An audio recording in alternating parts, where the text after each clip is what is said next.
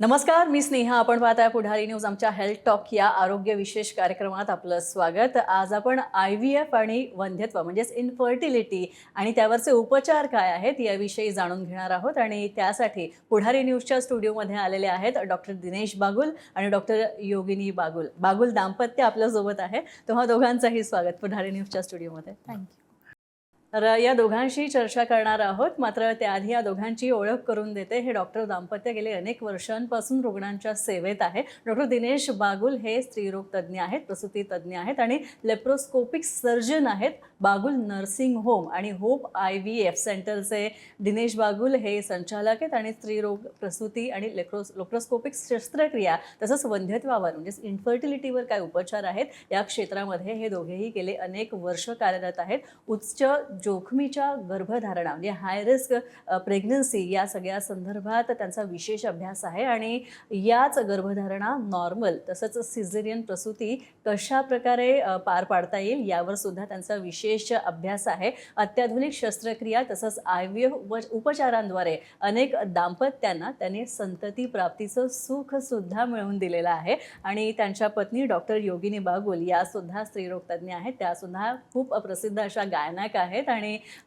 त्यांनी सुद्धा सोनोग्राफीमध्ये विशेष फेलोशिप प्राप्त केलेली आहे. तर गेल्या 12 वर्षांपासून योगिनी या सुद्धा बागुल नर्सिंग होममध्ये स्त्रीरोग व प्रसूती तज्ज्ञ म्हणून काम करतात. बागुल नर्सिंग होम आणि होप IVF सेंटर हे नाशिकमधलं प्रसिद्ध सेंटर आहे. महिलांच्या आरोग्यविषयीच्या समस्या, आरोग्य सेवा आणि मातृत्वाच्या संदर्भातल्या सेवा तसंच वंध्यत्वावरचे उपचार यासाठी अग्रगण्य सोयीसुविधा उपलब्ध असणारं हे सेंटर आहे. चला तर मग आपण जाणून घेऊयात IVF आणि वंध्यत्व आणि त्याच्यावरचे काय उपचार आहेत याविषयी या दोन्हीही डॉक्टर दाम्पत्यांकडून. सगळ्यात आधी तुम्ही डॉक्टर दिनेश तुमच्याकडे येते. डॉक्टर, खरं तर वंध्यत्वाची समस्या हल्ली खूप वाढते, तर याविषयी काय सांगाल? नक्कीच. वंध्यत्व, पहिले सर्वप्रथम मी सांगतो वंध्यत्व म्हणजे काय. तर जनरली काय असतं की एखाद्या कपलला किंवा जोडप्याला लग्नाला 1 वर्ष झालेलं आहे आणि विदाऊट युझिंग एनी कॉन्ट्रासेप्शन म्हणजे काही गर्भनिरोधक साधनं न वापरता जर त्यांना प्रेग्नन्सी नाही राहिली तर अशा कपलला आपण म्हणतो की त्यांना वंध्यत्व आहे किंवा त्यांना इन्फर्टिलिटीसाठी उपचार लागू शकतो. तर याला म्हणतात वंध्यत्व किंवा इन्फर्टिलिटी. अच्छा, सगळ्यात महत्त्वाचं म्हणजे आता वंध्यत्व म्हणजे काय हे तर तुम्ही सांगितलंय, पण त्या सगळ्यात महत्त्वाचं जेव्हा आपल्याला जाणवतं की किंवा आपल्याला हे निदान केलं जातं की अरे आपल्याकडे आपल्यात इन्फर्टिलिटीची समस्या आहे, तर मग उपचार कोणत्या टप्प्यावर घ्यायचे असतात? बरं, तर जनरली आपल्याकडे सर्वसामान्यपणे कसं आपण कपल किंवा जोडप्यांना सांगतो की तुम्ही आता साधारण 1 वर्ष झालं, 2 वर्ष लग्नाला झालेले आहेत आणि बेसिक तुम्ही सर्व पद्धतीचे उपचार केले किंवा बेसिक नैसर्गिक साधनं आपण जे वापरतो की कपलला जर माहीत असेल नैसर्गिकरित्या प्रेग्नन्सी कधी राहते, ओव्ह्युलेशन टायमिंग आता बरेच जणांना गुगल, यूट्यूब त्यावर माहिती होऊन जातं. जर त्यांनी त्या पद्धती फॉलो केल्या आहेत परंतु ते कन्सीव्ह होत नाहीये तर मग अशा वेळेस कपलने नक्कीच डॉक्टरांकडे जाणं आणि त्यातील पुढच्या उपचारांसंदर्भात किंवा ॲटलिस्ट इन्व्हेस्टिगेशन तपासण्या करून घेणं नक्कीच फायद्याचं असतं. अच्छा, दुसरा प्रश्न डॉक्टर योगिनी तुमच्याकडे येते मी. डॉक्टर, खरं तर हल्ली वंध्यत्वाची समस्या वाढते हे तर वास्तव आहे,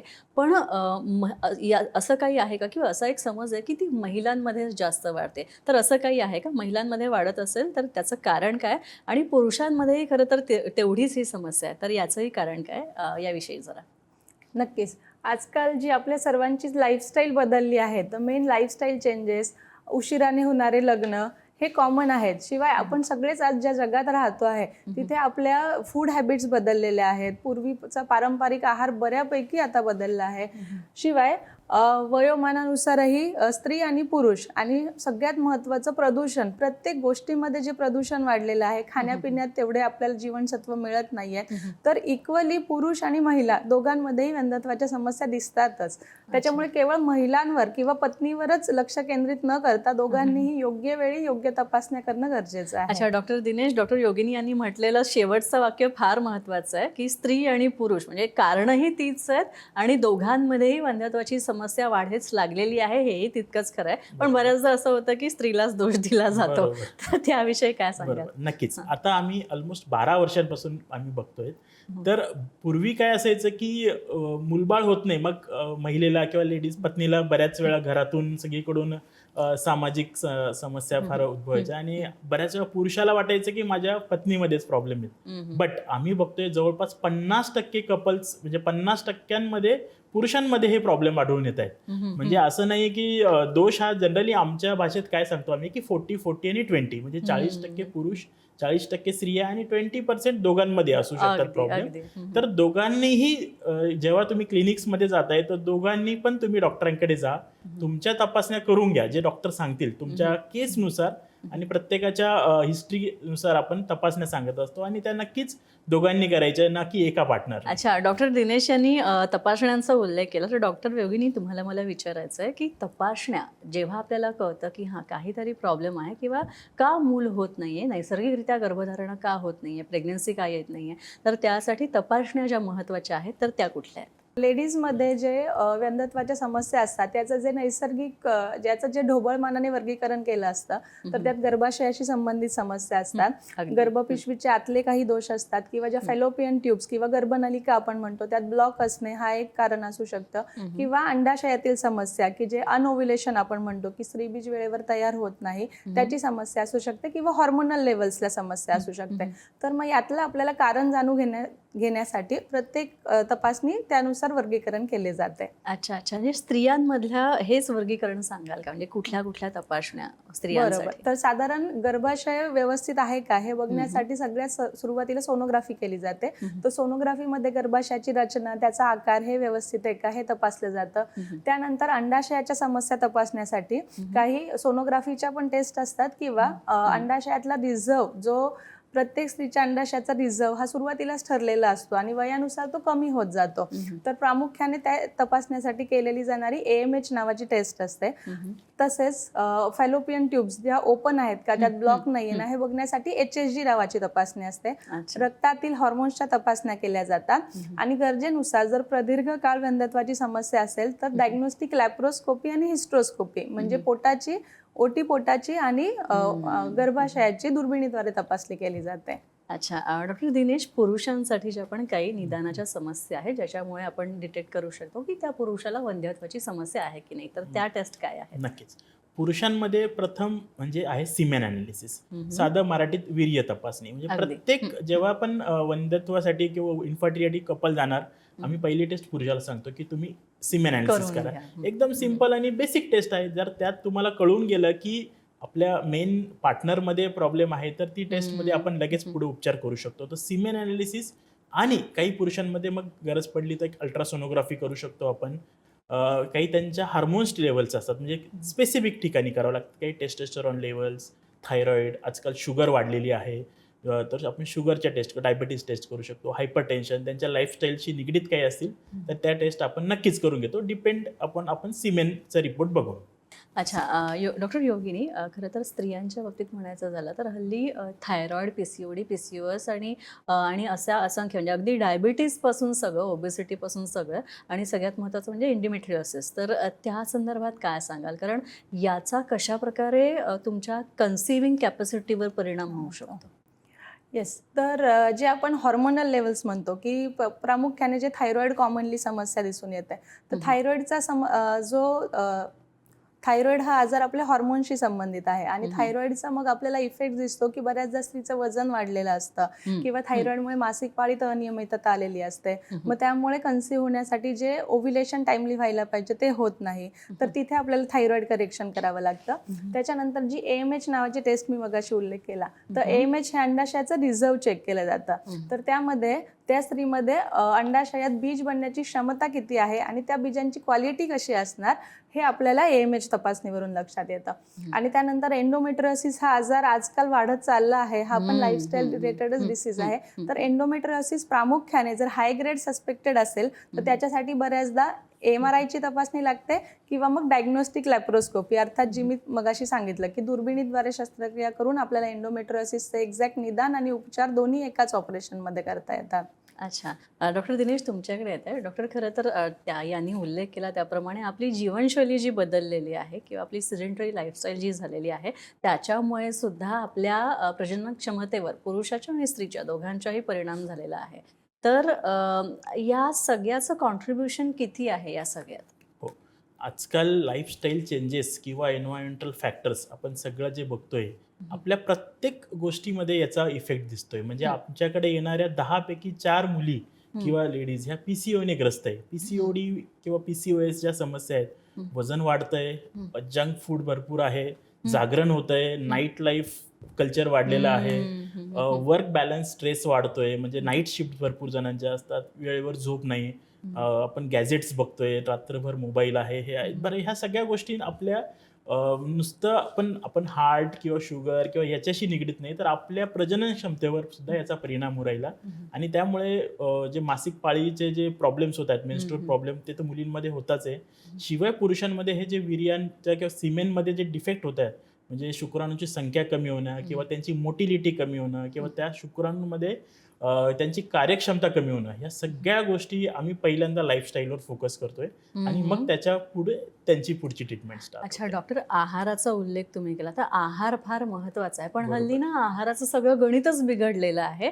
म्हणजे हल्लीच्या सगळ्या पिढीमध्ये आणि एकतर ही पिढी जाम प्रॅक्टिकल आणि खूप खूप करिअर ओरिएंटेड पिढी आहे. नक्कीच. पण या सगळ्यामध्ये तुमचा आहार किंवा काहीतरी भूक लागली आहे त्यावेळी आपण काहीतरी पोटात टाकायला पाहिजे बरोबर. म्हणून काहीतरी लगेच मिळणारं आपण खातो. Instant. तर याचा किती गंभीर परिणाम होऊ शकतो? खूपच. म्हणजे आजकाल आपण सगळं जे 2 मिनिट्समध्ये कुकिंग करतोय, म्हणजे आपण जे आपल्याकडे ॲडव्हर्टाईजचा भडीमार होतो की इन्स्टंट कुक करतो आणि सगळ्या ह्याच्यात केमिकल्स आहे. म्हणजे आपल्या कुठल्याही म्हणजे पॅक फूड म्हणतोय त्याच्यात सगळ्यामध्ये केमिकल्स आहे. आणि नक्कीच या केमिकलचा ज्या गोष्टी आपण पूर्वी बघत नव्हतो, म्हणजे असं कधी इन्फर्टिलिटीकडे जाण्याचे 100 पैकी हार्डली 2 जणांची 4 जणांची गरज असायची. आता 50% लोकांमध्ये जवळपास या गोष्टी लागत आहेत. तर याचं रिझन आहे हे जंक फूड किंवा आपण जे इन्स्टंट फूड म्हणतोय. आणि या सगळ्यामध्ये केमिकल्स असल्यामुळे बऱ्याचशा गोष्टी आपल्याला तिथून सुरुवात होते. म्हणून आम्ही सांगतानाच सांगतो की तुमचे आहार पद्धती आधी बदला. म्हणजे तुमचं जे हायजीन म्हणण्यापेक्षा नैसर्गिक फूड किंवा जे आपण फळे, भाजीपाला किंवा डेअरी प्रोडक्ट्स म्हणतोय, डेअरी प्रोडक्ट्समध्ये पण चांगल्या क्वालिटीचे डेअरी प्रोडक्ट्स ना की बंद पाकिटातले. आजकाल आपण बघतोय की कितीतरी भेसळ सापडते आणि ते अगदी सगळे खरं आहे, आपल्या कॅन्सर आणि हे जे आजार वाढतायत ते तर वाढताय, पण आम्ही बघतोय की आपल्या प्रजनन क्षमतेवर सुद्धा त्याचा खूप परिणाम झालेला आहे. तर त्याच्यामुळे जेव्हा आपण वर्किंग वुमन म्हणतो आणि साहजिक मी हे काही करणार नाही, मी स्वयंपाक करणार नाही, ही खूप चुकीची पद्धत आजकाल रूढ होत चालली आहे. म्हणजे ज्या कॉर्पोरेट सेक्टर मधल्या मुली आहेत त्या कित्येक दिवस घरात स्वयंपाकच करत नाही, आयतं बाहेरून आणलेलं खाणं, पॅकेज फूड खाणं, यांनी शरीरावर अत्यंत दुष्परिणाम होत चालले आहेत. म्हणजे व्यायामाचा अभाव, खाणं पिणं अत्यंत चुकीचं, झोपेचा अभाव, ह्या सगळ्याचा आपल्या पूर्ण शरीरावरच परिणाम झाला आहे. तर त्याच्यामुळे आपल्या किचनमध्ये आपण हेल्दी स्वयंपाक शिजवणं आणि तो खाणं हे आपल्या शरीराची बेसिक नीड आहे आणि ते लाईफस्टाईल, लाईफ स्किल दोघांनीही अक्वायर करावं या मताची मी आहे. झालेला आहे. अच्छा डॉक्टर योगिनी, तुमच्याकडे मी येते. वंध्यत्वावर IVF म्हणजे किंवा वंध्यत्वाची समस्या असते आणि नैसर्गिकरित्या गर्भधारणा होऊ शकणार नाही, मूल होऊ शकणार नाही, हे जेव्हा कळतं तेव्हा अर्थातच IVF हा अगदी उत्तम पर्याय आपल्या समोर असतो. तर IVF म्हणजे नेमकं काय, याविषयी जरा सविस्तर. तर IVF याचा शब्दशः अर्थ आहे इन विट्रो फर्टिलायझेशन. पण वंध्यत्वाच्या प्रत्येकच कपलमध्ये IVF लागेल असं नसतं. जेव्हा आपण त्यांच्या तपासण्या करतो त्यातून आपण त्यांच्या इन्फर्टिलिटीचं रिझन जे शोधतो आणि त्यानुसार आपण त्यांचे ट्रीटमेंट सुरू करतो. तर काही केसेसमध्ये आपल्याला केवळ औषधोपचारांद्वारेही गर्भधारणा साधता येते किंवा त्या पुढच्या टप्प्यात एक IUI म्हणून उपचार असतो. आणि जेव्हा खूप दीर्घकाळ उपचार घेऊनही प्रेग्नन्सी नाही राहिली किंवा ज्या केसेसमध्ये सुरुवातीलाच आपल्याला कळतं की नाही यांना आधीची ट्रीटमेंटची गरज नाही, यांना IVFच उपचार अधिक प्रभावी ठरतील, मग त्यांच्यामध्ये आपण IVFचा उपचार ऑप्ट करू शकतो. अच्छा, आता IVF उपचारांबद्दल डॉक्टर दिनेश म्हणायचं झाला की म्हणजे प्रत्येक दाम्पत्य किंवा असं कपल ज्यांना संतती सुख हवंय आणि त्यांना वंध्यत्वाची समस्या सुद्धा आहे, तर अशांना IVF हाच एक पर्याय असतो का किंवा त्या सगळ्यांनी IVFच करावं का? नक्कीच. असं नाही. आत्ताच डॉक्टर योगिनीने सांगितलं की सगळ्याच कपलला IVF लागत नाही. IVF ही मुळातच ही शेवटची उपचार पद्धती म्हणतो आम्ही. म्हणजे जर तुम्हाला बेसिक, काहींना फक्त आपण त्यांचा बेसिक प्रॉब्लेम जर असेल तर काहींना फक्त लाईफस्टाईल सुधारलं तरी पण प्रेग्नन्सी राहून जाते. म्हणजे ओव्ह्युलेशन ज्या मुलींमध्ये होत नाही किंवा स्त्रियांमध्ये त्या समस्या आहे, तर बऱ्याच वेळा वजन कमी केलं आणि तिचं ओव्ह्युलेशन सुधरून गेलं तर त्यांना बेसिक मेडिसिनची सुद्धा गरज असते. तर त्याच्यावर सुद्धा राहतं. काहींना फक्त IUI म्हणजे इंट्रायुट्राईन इन्सेमिनेशन, याच्यात फक्त पुरुषाचे जे जर माइल्ड समस्या असतील तर त्या पुरुषाच्या वीर्यावर आपण काही प्रक्रिया करतो आणि ते मध्ये गर्भाशयात सोडलं जातं. तर सिंपल IUI वर सुद्धा प्रेग्नन्सी राहते. म्हणजे सगळेच कपल येणाऱ्यांना IVF लागेल असं नाहीये. त्याच्यामुळे फक्त तुम्ही डॉक्टरांकडे जाऊन तुमची हिस्ट्री आणि तुमची इन्व्हेस्टिगेशन्स बघा आणि त्यानुसार तुम्हाला ट्रीटमेंट सजेस्ट केले जातील. अच्छा, IVF आणि IUI, एम आय राईट? तर मग Yes. या दोन्हीमध्ये फरक काय सांगता येईल? कारण हे थोडंसं कन्फ्युजिंग आहे. म्हणजे IVF ठीक आहे, आम्ही फॅमिलीवर आहोत, पण IUI हे थोडंसं नवीन आहे. येस. तर IUI म्हणजे इंट्रा युटराईन इन्सेमिनेशन. म्हणजे त्या कपलपैकी जे स्त्रीचं ओव्ह्युलेशनचा टायमिंग असेल, जेव्हा तिचं ओव्ह्युलेशन झालेलं असेल, तर त्याच काळात तिच्या पतीच्या किंवा पार्टनरचे जे सिमेन असतं त्यावर एक सिंपल प्रोसेसिंग केलं जातं आणि त्यातले चांगल्या क्वालिटीचे शुक्राणू तिच्या गर्भाशयात एका छोट्याशा नळीद्वारे आत सोडले जातात. तर याला म्हणतात इंट्रा युटराईन इन्सेमिनेशन. आणि यातून पुढची जी गर्भधारणा आहे ही पूर्णपणे नैसर्गिकरित्या जसं कन्सिव्हिंग होतं त्याचप्रमाणे गर्भ कन्सिव्ह होऊन मग तो गर्भाशयात रुजतो. तर याला म्हणतात IUI. अच्छा. आणि IVF ही जी प्रक्रिया आहे तर IVF मध्ये इन विट्रो फर्टिलायझेशन म्हणजे यात प्रयोगशाळेत जे स्त्रीच्या अंडाशयात तयार झालेले बीज असतात हे बाहेर काढले जातात आणि मग पुरुषाच्या शुक्राणू आणि ते बीज या दोघांचं मिलन लॅबमध्ये केलं जातं. त्यातून जो गर्भ तयार होतो तो मग तिच्या गर्भाशयात स्थापित केला जातो. त्याला म्हणतात एम्ब्रियो ट्रान्सफर. तर हा दोन्हीमध्ये फरक आहे. अच्छा, म्हणजे असं ऐकायला तर फार सोपी वाटते ही प्रोसेस, पण तितकीच किचकट पण असेल, नाही का? बेसिकली IVF ला प्रॉपर लॅब लागते. म्हणजे IVF हा सेटअप उपचार असतो. म्हणजे इथे कुठे पण IVF नाही होऊ शकत. त्यासाठी एक स्टँडर्ड सेंटर्स असतात जिथे तुम्हाला प्रशिक्षित एम्ब्रिओलॉजिस्ट असतात, प्रशिक्षित गायनेकोलॉजिस्ट असतात, की जे त्या सेंटरमध्ये जाऊन तुमचे जे, कारण हे जे आपण गर्भनलिका किंवा वीर्य किंवा सिमेन म्हणतोय किंवा त्यातले वीर्याचे स्पर्म म्हणतोय, त्याचं स्त्रीबीज बोलतोय, हे आपल्या डोळ्याने दिसत नाही. This all be seen in the lab. म्हणजे त्याच्यासाठी एक प्रॉपर सेटअप असतो, स्टराईल एक एन्व्हायरमेंट असतं. त्या एन्व्हायरमेंटमध्ये प्रक्रिया केली तेव्हा तुमचा गर्भ तयार होतो आणि तो गर्भ मग मध्ये सोडला जातो. IUI ला पूर्णपणे तो सेटअप लागत नाही. थोडा बेसिक सेटअप मध्ये सुद्धा IUI होऊन जातं. म्हणून आम्ही कपल त्यानुसार डिस्टिंग्विश करतो की कोणाला IUI लागणार आहे, कोणाला IVF लागणार आहे. अच्छा डॉक्टर, खरं तर तुम्ही दोघेही होप IVFच्या माध्यमातून प्रत्येकाला मातृत्व बहाल करण्यासाठी खूप मनापासून प्रयत्न करताय. तर आणि अत्यंत आधुनिक असे उपचार होप IVF मध्ये मिळतात. तर मग याविषयी जरा सांगा. जे होप IVF सेंटर आहे, म्हणजे आम्ही नाशकात जेव्हा सुरू केलं साधारण आता 1 वर्ष होत आलेलं आहे आणि खूप साऱ्या वंध्यत्वाने ग्रसलेला, म्हणजे आम्ही नाशिकमध्ये अशी कंडिशन होती की बऱ्याच जणांना मुंबईत किंवा पुण्यात यावं लागायचं IVF ट्रीटमेंटसाठी. की सुरुवातीच्या काळामध्ये उपचार होते पण काहींना ते महागडे वाटायचे. आम्ही ह्या ज्या सुरुवात केली ते म्हणजे आमचे वैशिष्ट्यच असं होतं की कमीत कमी दरात, म्हणजे सगळ्यांना परवडेल अशा दरामध्ये आम्ही IVF उपचार सुरू केले. आणि त्यामुळे भरपूर साऱ्या जे कुटुंब होते की ज्यांना पैशांअभावी IVF करत नव्हते किंवा खूप उपचार महागडे ठरायचे आणि त्यांना त्या दर्जेदार सेवा आपण त्याच किमतीत ज्या स्टँडर्ड आहेत त्या आम्ही उपलब्ध करून द्यायचं ठरवलं. आणि जेव्हा आम्ही हे सेंटर स्टार्ट केलं, कारण आम्ही जवळपास 12 वर्षांपासून ह्या OBGYN प्रॅक्टिसमध्ये आहे, पण IVF जे सुरू केलं की आम्ही बघितलं की अरे लोक 15-20 वर्ष होऊन गेले आणि ते बिचारे फक्त काही समस्येसाठी किंवा थोडंसं फायनान्शियल कंडिशनमुळे ते जात नव्हते डॉक्टरांकडे. तर त्यांना आपण उपचार उपलब्ध केले आणि छान रिझल्ट त्यांना आता मिळायला लागलेले आहेत. तर आमचं स्वप्नच ते होतं की म्हणजे ज्या आईचं स्वप्न असतं, एक होप असतं की आपल्याला बाळ व्हावं, ते आम्ही पूर्ण करतोय. IVF प्रेग्नन्सीमध्ये गर्भ हा जरी आपण प्रयोगशाळेत तयार केलेला असतो, पण जेव्हा तो गर्भाशयात रुजतो तर त्यानंतरची तिची प्रेग्नन्सी ही सर्वसामान्य प्रेग्नन्सी सारखीच कॅरी होते. सर्वात महत्त्वाचं ताणतणाव विरहित राहिलं पाहिजे, कारण IVF झालं याचंच प्रेशर किंवा याचा स्ट्रेस इतका येतो आणि मग IVF झालेली महिला खूप अगदी ती पाऊल उचलायला सुद्धा घाबरते. तर मग त्यावेळी त्यांचं मानसिक काउन्सिलिंग किंवा त्यांना ह्या सगळ्या याच्यातून त्यांना एक निश्चिंत करणं ही खूप गरजेची गोष्ट असते. तर त्यामुळे त्यांना योग्य आहार विहार त्यांनी चालू ठेवला पाहिजे. अगदीच एका जागी बसून किंवा पूर्णपणे बेडरेस्ट न घेता ते त्यांचं डेली रुटीन बऱ्यापैकी कॅरी करू शकतात. त्याच्यानंतर योग्य संतुलित आहार खाल्ला पाहिजे. जसं सर मगाशी म्हणाले की पॅकेज फूड आपण खातो, तर हे एरवी सगळ्यांनीच टाळलं पाहिजे, पण प्रेग्नन्सीमध्ये तर त्याची नीट खास काळजी करून घेतलीच काळजी गेली हवी. पाहिजे की ताजी फळं, हाय प्रोटीन डाएट हे तुम्ही घेतलं पाहिजे. शिवाय बऱ्याचदा IVF पर्यंत पोहोचेपर्यंत स्त्रीचं वय पण वाढलेलं असतं. त्याच्यामुळे जे वयानुसार प्रेग्नन्सीत येणारे कॉम्प्लिकेशन्स असतात की जसं हाय रक्त, त्यांचं BP वाढलेलं असतं किंवा प्रेग्नन्सीतला डायबिटीज बऱ्याचदा डिटेक्ट होतो. तर त्यासाठी पण आहार विहार आणि त्यासाठी योग्य मेडिकल उपचार डॉक्टर सांगतील त्यावेळी घेतले गेलं हे खूप गरजेचं असतं. अच्छा डॉक्टर, जरा हिस्टेरोस्कोपी आणि लेप्रोस्कोपी याविषयी जरा सांगा. नक्कीच. लॅप्रोस्कोपी म्हणजे पोटावरून आपण जे आपल्या दुर्बीण टाकून जे बघणार त्याला म्हणतात लॅप्रोस्कोपी. आणि हिस्ट्रोस्कोपी ही डायरेक्ट गर्भाशयात आपण एंट्री करतो एक छोट्याशा दुर्बिणी वाटे, त्याला म्हणतात हिस्ट्रोस्कोपी. तर लॅप्रोस्कोपी आणि हिस्ट्रोस्कोपी हे कधी केलं जातं, जेव्हा आपण स्पेशली वंध्यत्वाबद्दल बोलतोय, तर जेव्हा आपल्याला स्त्रीमध्ये काही ट्यूब ब्लॉक म्हणतोय किंवा जर तिच्या ओव्हरीमध्ये काही गाठ आहे, एंडोमेट्रोसिस आहे, सिस्ट आहे, किंवा गर्भपिशवीच्या आतमध्ये काही पॉलिप नावाच्या ज्या छोट्या छोट्या गाठी असतात किंवा फायब्रॉइडच्या गाठी असतात, अशा केसेसमध्ये आपण लॅप्रोस्कोपी आणि हिस्ट्रोस्कोपी ह्या बेसिक इन्व्हेस्टिगेशन्स म्हणू शकतो, पण ते ऑपरेटिव्ह पार्ट म्हटलं जातं त्याला. तर आपण ह्या गोष्टी करत असतो. अच्छा डॉक्टर, खरं तर तुमच्या IVF सेंटरचं नावच होप असं आहे.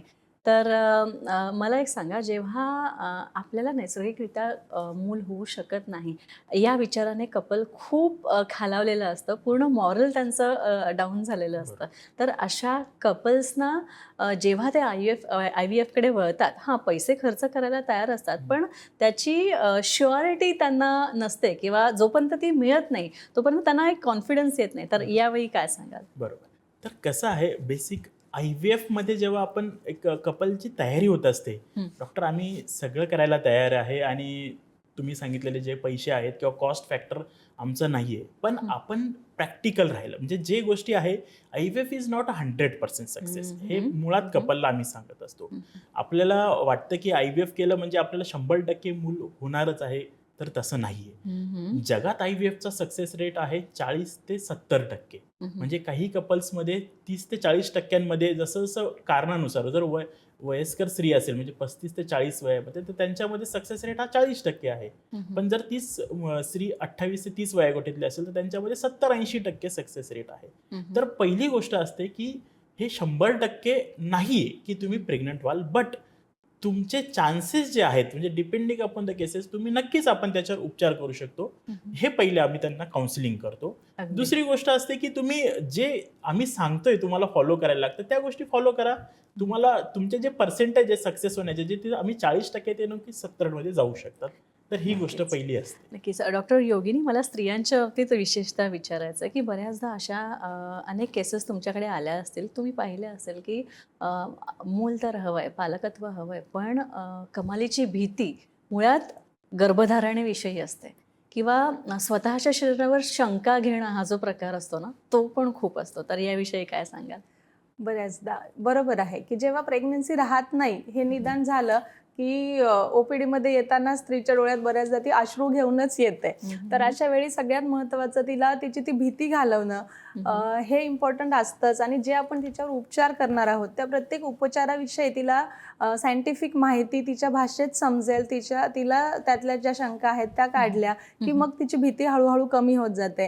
किंवा आजकाल जाणवतं की YouTube आणि Instagramवर ते खूप स्क्रोलिंग करत असतात, तर त्याच्यामुळे साध्या साध्या ज्या तपासण्या असतात, जसं की HSG तपासणी आपण मध्ये बघितली किंवा IUI बघितलं, तर याविषयी रील्स मधून त्यांच्या मनात अज्ञान जास्त साचलेलं असतं. तर मग त्या प्रत्येक स्टेपचं क्लॅरिफिकेशन दिलं की त्यांची भीती कमी होत जाते आणि स्ट्रेस फॅक्टर कमी होतो. जो स्ट्रेस सगळ्यात निगेटिव्ह इफेक्ट देणारा असतो, तर मग तो कमी केला की तिची ट्रीटमेंटही करणं आम्हाला सुलभ होतं. त्या उपचाराला रिझल्ट यशस्वी होण्याचे चान्सेसही वाढतात आणि त्यानंतर जेव्हा तिच्या UPTवर 2 लाईन्स पॉझिटिव्ह येतात तेव्हाचे तो अश्रू आनंद वेगळा बघणं असतो. हे खरं आमचं समाधान असतं. तुम्हाला सुद्धा जर डॉक्टर दिनेश आणि डॉक्टर योगिनी यांचं मार्गदर्शन घ्यायचं असेल तर नक्कीच तुम्ही स्क्रीनवर जे क्रमांक दिलेले आहेत ते नोंद करून घ्या, त्यांच्याशी संपर्क साधा. नक्कीच हे दोन्ही डॉक्टर दाम्पत्य तुमचं मार्गदर्शन करतील आणि तुम्हाला योग्य त्या सेवा नक्कीच पुरवतील. डॉक्टर, तुम्ही दोघेही इथे आलात पुढारी न्यूजच्या स्टुडिओमध्ये आणि आम्हाला मार्गदर्शन केलं, त्यासाठी खूप धन्यवाद तुमचे. थँक्यू, धन्यवाद. तर यानंतर पुढारी न्यूजच्या या हेल्थ टॉक कार्यक्रमात इथेच थांबतो. नमस्कार. पाहत राहा पुढारी न्यूज.